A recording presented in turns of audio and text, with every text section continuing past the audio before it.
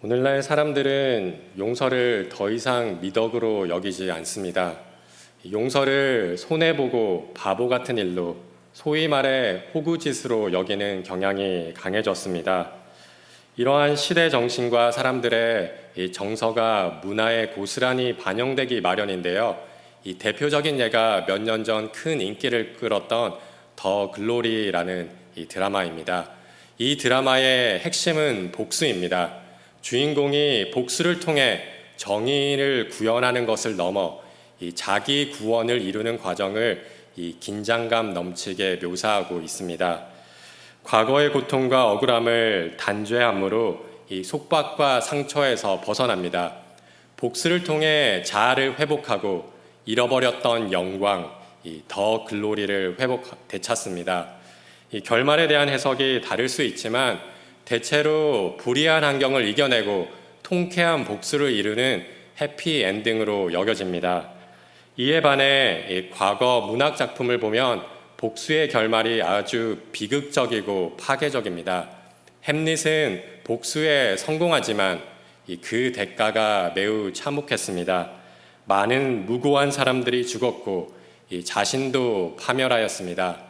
복수의 끝이 너무나도 어두운 허무함입니다. 오셀로에서도 왜곡된 복수심이 어떻게 한 개인과 가정을 파괴하는지 보여줍니다. 또한 몬테크리스토 백작의 주인공은 자신의 삶 전체를 복수에 바쳤지만 결국 복수를 통해 얻은 것보다 잃은 것이 많다고 이렇게 고백합니다. 착한 마음, 신뢰하는 마음, 용서하는 마음을 가졌던 내가 복수에 불타는 저주를 쏟아내는 사악하기 그지없는 인간으로 변하고 말았다. 이제는 운명처럼 바꿀 수도 없게 되었다. 이처럼 과거에는 복수의 파괴성과 허무함에 주목하였다면 오늘날은 이 복수를 정당화하고 미화합니다. 과거의 복수는 인간의 한계를 드러내었다면 오늘날의 복수는 이 인간의 권리를 주장합니다. 과거의 복수는 절망에 대한 한 인간의 최후의 선택이었다면 오늘날의 복수는 정의 구현과 자아 실현을 위한 정당하고 마땅한 선택처럼 여겨집니다. 물론 이런 변화에는 불의한 세상에 대한 민감함, 정의에 대한 갈망이 커졌음을 나타내는 그런 긍정적인 측면도 있습니다. 그러나 이 이면에는 용서의 가치가 사라진 시대의 어두운 그림자가 드리워져 있습니다. 정말 용서는 더 이상 가치가 없는 걸까요? 시대에 뒤떨어지는 고리타분한 그런 옛 도덕의 산물이 용서일까요? 오늘 첫 용서가 기록된 창세기 말씀을 통해 왜 용서가 어려운지, 그리고 왜 용서해야 하는지, 그리고 어떻게 용서할 수 있는지 살펴보려고 하는데요. 오늘은 첫 번째 질문인 왜 용서가 어려운지를 이 말씀을 통해 나누고 이 나머지 두 질문은 다음에 살펴보도록 하겠습니다. 먼저 용서는 왜 어려운 걸까요?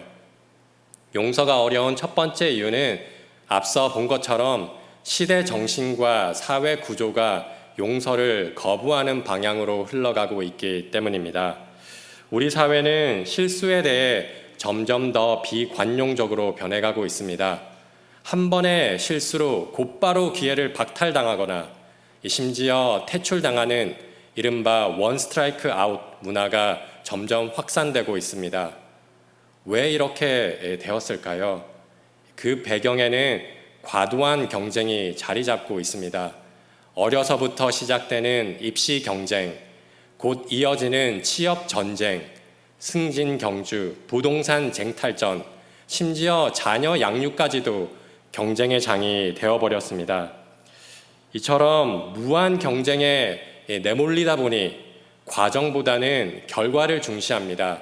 그래서 성과를 내고 목적을 이루기 위해 이 수단과 방법을 가리지 않고 그로 인해 다른 사람의 실수를 품어주고 배려할 그런 마음의 여유를 잃어버린 것입니다.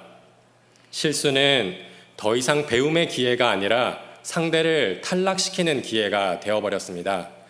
오징어 게임이라는 드라마에서 보여주듯이 이 타인은 함께 가야 할 동반자, 동료가 아니라 밀어내야 할 경쟁 상대이기 때문입니다.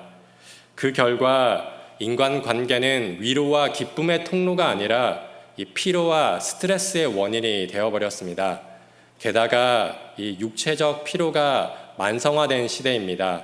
바쁜 일상에 찌든 피로가 누적되어 이 몸이 힘들면 평소에 그냥 웃어 넘길 수 있는 일도 짜증과 화를 내게 됩니다. 경쟁에 지친 몸과 마음, 이런 신체적 그리고 육체적 피로로 인해 다른 사람의 실수를 용납하지 못하고 용서에 인색하게 된 것입니다. 아울러 기술 발달에 따른 이 주된 소통의 방식이 바뀐 것도 이 용서를 어렵게 만드는 요인 중에 하나입니다. 요즘은 대면보다 비대면, 직접보다 간접, 이 익명보다 실명보다 익명 소통이 주를 이룹니다. 카톡, 인스타gram, 각종 SNS를 통해 소통을 하다 보니 얼굴을 마주보고는 차마 절대 하지 못할 그런 비난과 비방도 서슴없이 내뱉습니다. 문제는 이런 즉각적이고 공격적인 언어가 온라인을 넘어서 오프라인인 현실에까지 야금야금 침투했다는 것입니다. 수많은 사람들이 이러한 언어에 노출되고 그러한 소통이 더 많은 사람들에게 순식간에 공유되며 비난과 조롱, 혐오와 악플을 재생산하고 즐기는 그런 특정한 온라인 커뮤니티가 하위 문화로 자리 잡았습니다. 그러한 하위 문화가 이 주류 문화에도 영향을 미쳐 즉각적 비난이 서서히 우리의 일상이 되고 새로운 사회적 통념이 되어버리고 만 것입니다. 용서보다는 폭로가 미덕이 되어 누군가 잘못을 저지르게 되면 회복할 기회를 주기보다는 마녀 사냥하듯 여론의 단두대에 세워 공개 처형해 버립니다. 실수가 용납되지 않고 잘못이 드러난 자는 재기할 수 없는 사회, 용서가 실종된 사회의 모습입니다. 이러한 사회 현상은 사실 새로운 것은 아니고 인류 최초의 죄악이 반복되는 악순환일 뿐입니다. 7절과 8절 말씀을 보면 아담과 하와가 죄를 지은 후 느낀 이 수치심과 죄책감은 벌거벗음을 인식하는 것으로 나타났습니다. 그들은 자기의 부끄러운 모습을 감추기 위해 무화과 잎으로 가리고 이 숲을 뒤에 숨었습니다. 오늘날도 사람들은 자기의 연약함과 부족함을 감추기 위해서 SNS라는 현대판 수풀에 숨은 채 살아갑니다. 맛집 사진, 여행 사진, 취미생활로 도배된 게시물은 마치 무화과 나무 잎처럼 일시적인 가림막일 뿐 이 진정한 해결책이 될 수 없습니다. 아무리 겉모습을 포장하고 위장한다 해도 이 내면 깊은 곳에 자리 잡은 수치심, 죄책감, 공허함, 상실감은 결코 사라지지 않습니다. 왜냐하면 이는 단순한 기분 전환으로 해결할 수 있는 심리적 문제가 아니라 바로 영적인 문제이기 때문입니다. 오해하지 않으셨으면 하는데요. 제가 말씀드리고자 하는 것은 SNS는 무조건 나쁘다 혹은 SNS를 사용하는 것이 죄다라는 그런 의미가 아닙니다. SNS는 잘 활용하면 유익하고 편리한 소통의 도구입니다. 그러나 문제가 되는 것은 SNS를 통해 자신을 과도하게 꾸미고 포장하여 진짜 자신의 모습을 감추려는 것입니다. 갈등과 다툼이 있더라도 허물을 덮어주고 용서하며 그렇게 부딪히고 부대끼며 함께 더불어 살아가는 것이 참된 인간관계인데 그런 진정한 관계를 점점 회피하는 것이 문제라는 것입니다. 절대 넘을 수 없는 그런 선을 그어버리고 거리를 유지한 채 얄팍한 껍데기뿐인 관계에 머물러 있는 것이 문제라는 것입니다. 힘든 현실을 직면 안 하고 극복해 보려는 노력 없이 SNS를 온라인을 도피처 삼아 숨어 있는 것이 문제입니다. 또한 이 비대면 소통과 온라인 활동의 동기가 반드시 수치심이나 죄책감 혹은 공허함, 상실감에서 비롯된 것이라는 그런 의미도 아닙니다. 다만 그런 감정으로부터 도망치기 위해 꾸며낸 모습으로 살아간다면 거기에는 진정한 만족도, 행복도, 회복도 없다는 뜻입니다. 아무리 SNS 속에서 자신을 자랑하고 과시해도 포장된 내가 현실의 내가 아닙니다. 무화과 나무 잎으로 가린다고 해서 진짜 내 모습을 숨길 수 없습니다. 잠깐 숨기는데 성공한다 해도 그 잎은 곧 시들어버리고 말 것입니다. 따라서 사람들은 이 스스로 해결할 수 없는 문제 앞에 불안과 두려움에 빠지고 그 좌절과 분노를 타인에게 쏟아냅니다. 문제의 원인은 내가 아니라 당신 때문이고 사회 구조 때문이라고 말하며 책임을 전가합니다. 마치 이 두려움을 감추기 위해 개들이 서로를 향해 더 크게 짖듯 자신의 죄를 감추기 위해 남의 잘못을 매우 열성적으로 파헤쳐 헐뜯고 비방합니다. 자신의 죄를, 수치를 감추기 위해 다른 사람의 죄를 폭로하여 그 시선을 돌리려 하는 것입니다.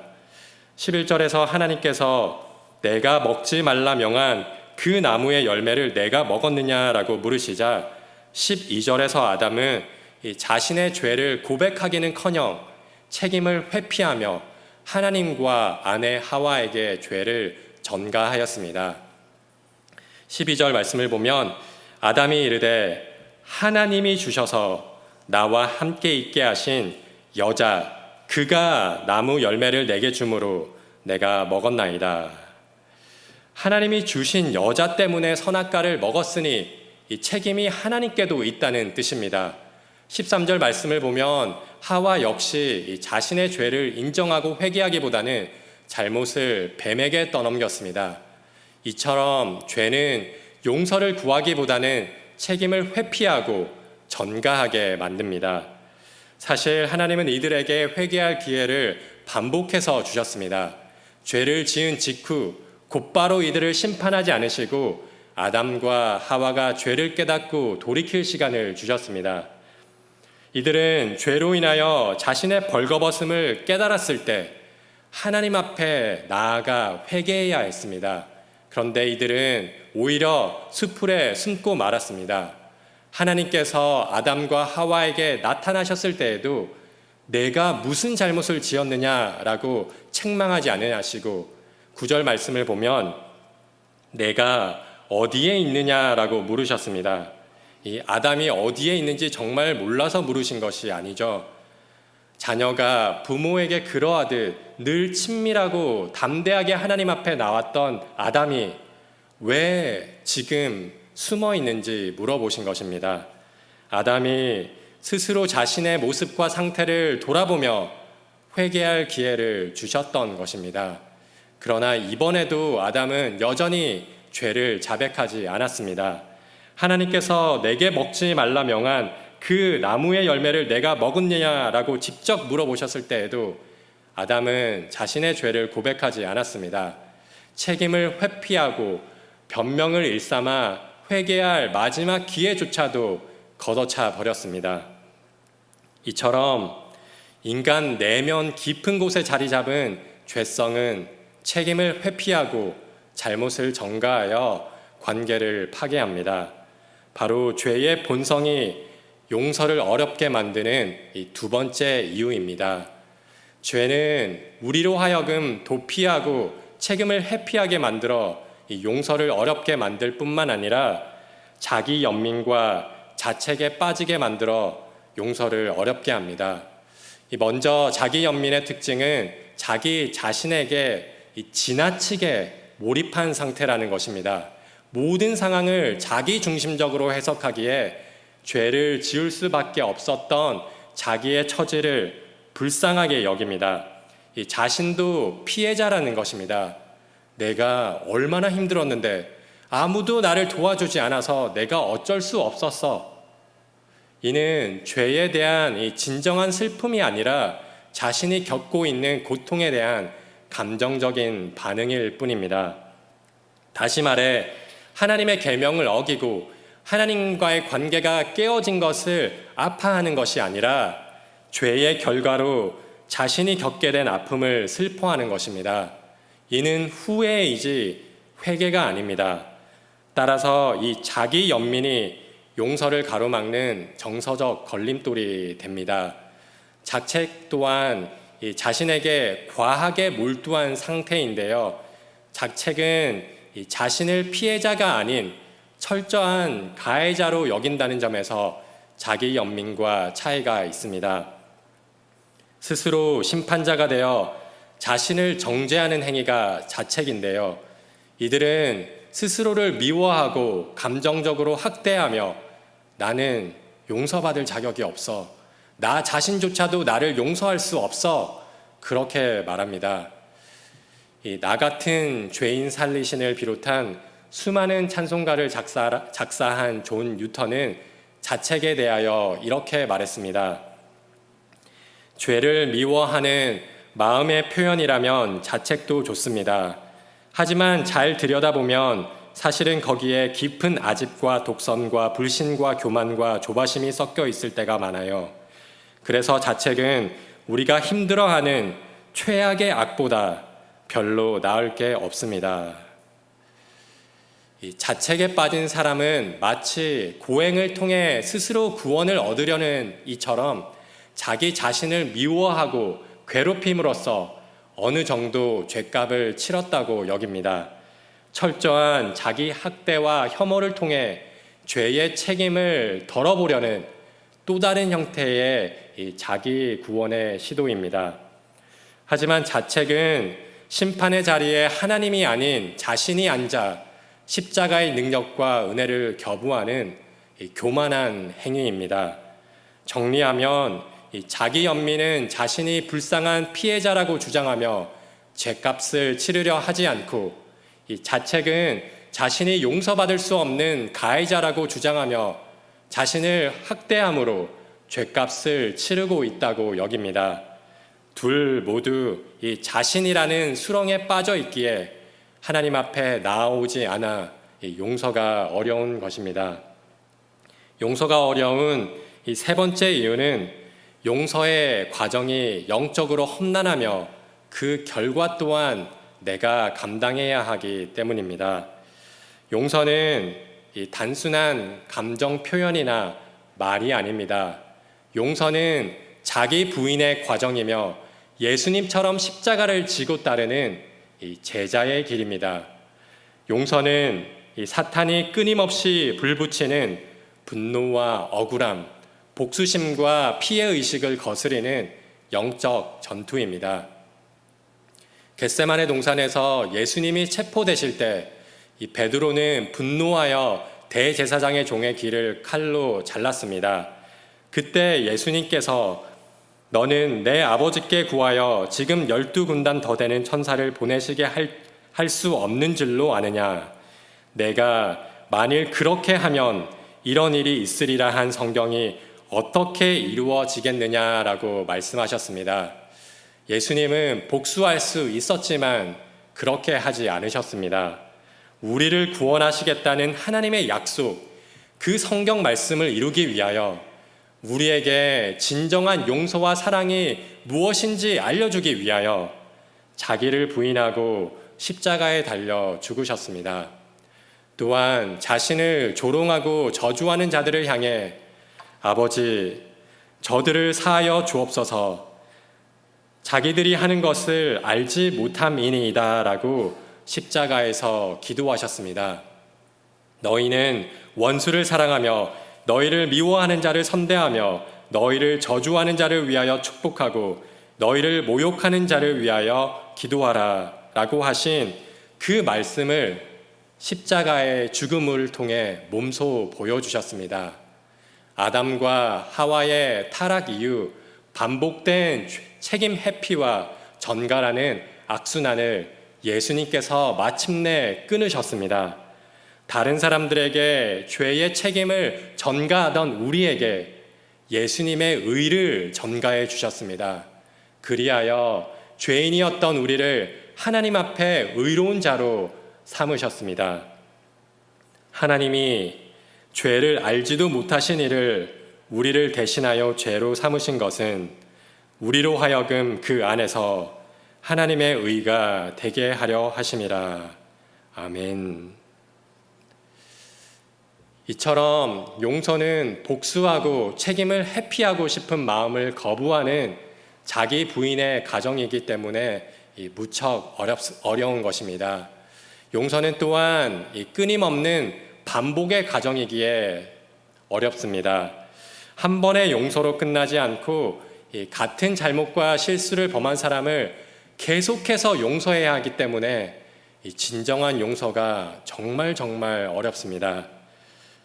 자신에게 죄 지은 형제를 7번 용서하면 충분한지 묻는 베드로에게 예수님은 7번을 70번까지라도 용서하라고 말씀하셨습니다.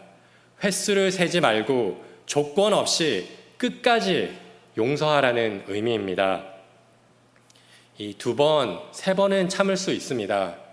그러나 이 같은 사람이 실수를 계속해서 반복하면 화가 나고 이 분노가 차츰 치밀어 오릅니다.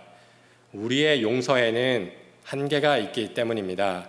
우리의 용서는 계산적이기 때문입니다.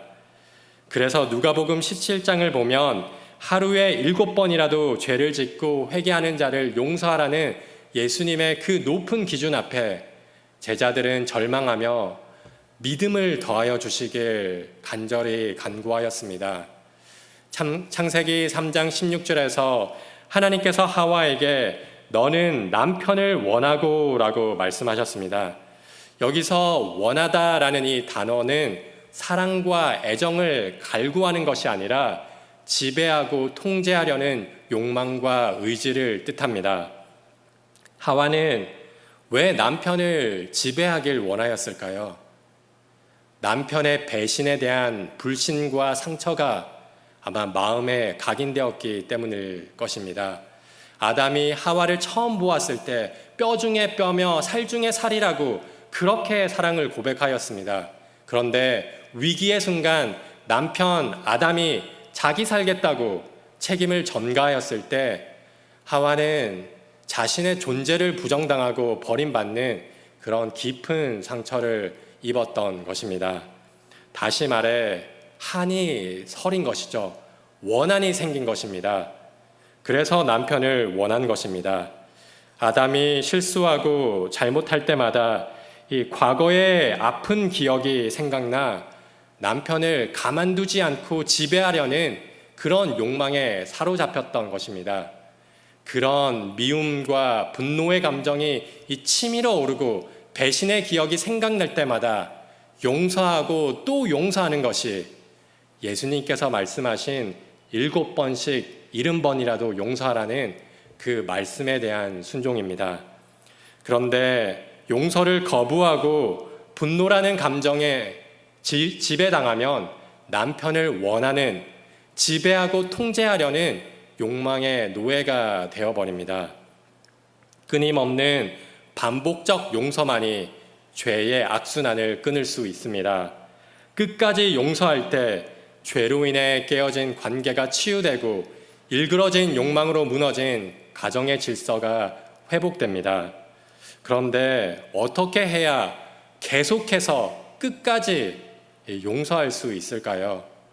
그 단서가 용서라는 단어의 뜻 안에 담겨 있는데요. 용서의 이 성경적 의미는 상대방의 죄를 기억하지 않는 것입니다. 예레미야 31장 34절 말씀이 대표적인 예인데요. 내가 그들의 악행을 사하고 다시는 그 죄를 기억하지 아니하리라. 여호와의 말씀이니라. 죄를 완전히 없던 일로 여기고 다시는 언급하지 않는 것이 이 진정한 용서입니다. 그러나 이것이 상대방의 불의를 모른 척하거나 죄를 회피하라는 의미는 결코 아닙니다. C.S. 루이스가 말한 것처럼 죄의 모든 섬뜩함과 더러움과 비열함과 악의까지 똑바로 응시하되 그럼에도 불구하고 가해자와 온전히 화해하는 것이 이 진정한 용서의 의미입니다. 그런데 우리는 흔히 말로는 용서했다고 하면서도 마음 깊은 곳에 그 사람을 향한 죄를, 그 사람이 나에게 잘못한 그것을 간직하고 있습니다. 쓴뿌리가 남아 이따금씩 우리를 힘겹게 만듭니다. 용서는 그 과정뿐만 아니라 그 결과 또한 내가 감당해야 하기에 참 어렵습니다. 성경적 용서에는 상대방이 범한 모든 책임을 내가 떠안는다는 뜻이 포함되어 있습니다. 내가 피해자임에도 불구하고 상대방이 입힌 경제적, 정신적 피해를 내가 기꺼이 감수하는 것이 이 용서입니다. 10,000달란트를 탕감받은 종의 비유처럼 진정한 용서는 책임을 묻지 않고 모든 손해를 떠안는 것입니다. 죄 없으신 예수님께서 우리가 지은 죄의 책임을 지고 십자가에서 형벌을 당하셨던 것처럼 진정한 용서는 계산하지 않습니다. 희생을 주저하지 않습니다. 상처받고 고통받는 것을 두려워하지 않습니다. 이처럼 진정한 용서는 끊임없는 자기 부인의 가정이고 대가를 기꺼이 감수해야 하기 때문에 무척이나 어려운 것입니다. 용서가 이토록 고통스럽고 또 힘든 여정이라면 우리는 용서하기를 포기한 채 살아도 되는 걸까요? 당연히 그렇지 않습니다. 우리는 용서를 어렵게 만드는 원인들과 싸우며 하나하나 바꾸어 나가야 합니다. 앞서 본 것처럼 오늘날 복수를 미화하는 문화는 마귀의 술수 중에 하나입니다. 칼과 총이 아니라 영화와 드라마, 문화와 예술, SNS와 같은 문화와 기술을 사용해서 사람들을 미혹하고 선동하는 것입니다. 우리는 이런 시대와 문화의 흐름에 맞서 참된 용서의 복음적 의미를 회복해야 합니다. 손양원 목사님을 비롯한 많은 믿음의 선진들이 예수님처럼 용서를 실천하여 세상 사람들의 마음에 복음의 파문을 일으켰던 것처럼 우리 또한 그들에게 용서의 아름다움을 경험하게 해주어야 합니다. 쉼 없이 앞만 보고 달려가는 경쟁 사회 속에서 잠시 멈추어 서서 뒤를 돌아보아 넘어진 자, 실족한 사람의 손을 잡고 일으켜주고 함께 걸어가는 그런 복음의 여유와 친절, 그런 용서의 가치를 회복해야 합니다. 비록 우리 한 사람 한 사람은 작고 미약한 불꽃이라도 작은 불꽃이 모이면 세상을 밝히는 커다란 빛이 되듯 우리 한 사람의 용서가 세상의 어둠을 밝히는 거룩한 빛이 되길 원합니다.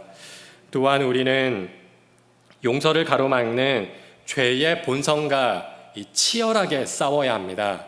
죄는 우리로 하여금 분노와 복수심에 휩싸여 다른 사람을 정죄하고 죄를 회피하며 책임을 전가하도록 만듭니다.